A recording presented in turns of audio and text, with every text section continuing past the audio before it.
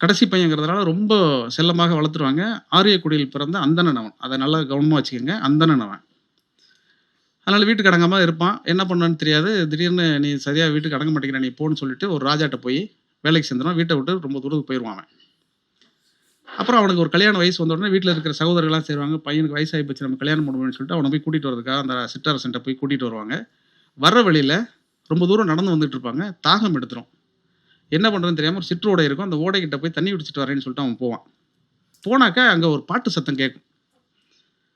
2 பெண்கள் வந்து அழகாக பாடிக்கொண்டிருக்கக்கூடிய ஒரு பாடல் சத்தம் கேட்கும். எட்டி பார்ப்பான். 2 பெண்கள் இருப்பாங்க. ஒருத்தி பேரு திம்மக்கா, இன்னொருத்தி பேரு பொம்மக்கா.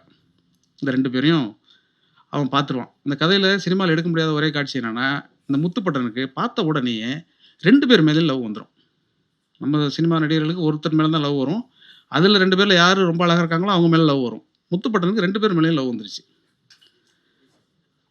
விஜய் சேதுபதி நடிச்சிருவாரா? அப்ப வந்து என்ன பண்றதுன்னு தெரியாது. உடனே வந்து இந்த 2 பெண்களும் வந்து கையெடுத்து சொல்லுவாங்க, "சாம்ப சிவ மூர்த்தி போல் தெரிகிறீர்கள் சாமி. என்னை தீண்டினால் பொறுக்குமோ பூமி." அப்படிலாம் பாடுவாங்க. அந்த பாட்டு ரொம்ப நீங்க கேட்டு பார்த்தீங்கன்னா ரொம்ப சந்தோஷமா இருக்கும். சொல்லிட்டு அவங்க ஓடிருவாங்க. ஓடி போய் வாழப்பகடைன்னு அவங்க அப்பா, அந்த திம்மக்கா, பொம்மக்காவோட அப்பா பேர் வந்து வாழப்பகடை. அவர்ட்ட போய் சொல்லுவாங்க. சொன்ன உடனே, "இது மாரிப்பா ஒருத்தர் வந்து யாருன்னே தெரியல.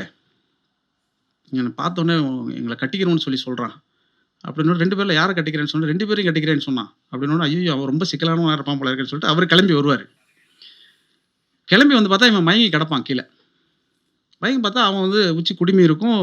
அந்தணன்ல பூணூல்லாம் போட்டிருப்பான். கீழ மயங்கி கிடப்பான். பொண்ண கிண்டல் பண்றானேன்னு சொல்லி கிளம்பி வந்த ஆளு, இந்த கோலத்தை பார்த்த உடனே கை தட்டி எழுப்புவான். கீழ ஒருத்தன் மயங்கி கிடந்தனால நம்ம எப்படி எழுப்புவோம்? உடனே போய் உடம்ப தானே தட்டி எழுப்புவோம். அவர் உடம்ப தட்டி எழுப்ப மாட்டாரு.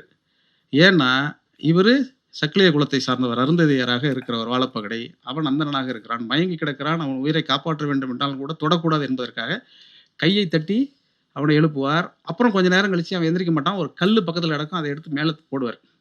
மேல போட்டோனே ஒரு முழிச்சுக்குவாரு. என்னன்னு கேட்டோனே, "இது மாரி என் பிள்ளைகள பார்த்து இப்படி சொன்னீங்களாமே." அடிக்க வெட்ட வந்தவர் அவரு. "இது மாரி சொல்லிங்களாமேன்னோனே," "ஆமா எனக்கு உங்க பிள்ளைகள புடிச்சிருக்கு. நான் கல்யாணம் பண்ணிக்கலாம்னு நெனைக்கிறேன்." அப்படின்னு அவரு சொல்லுவாரு.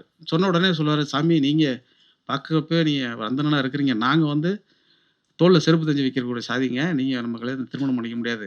அப்புறம் இதெல்லாம் வந்து சரிப்படாது. உங்க ஆட்கள் எங்கள சும்மா விட மாட்டாங்கன்னு" இன்னும் நெறையலாம் இருந்திருக்கும்னு வச்சுக்கங்களேன்.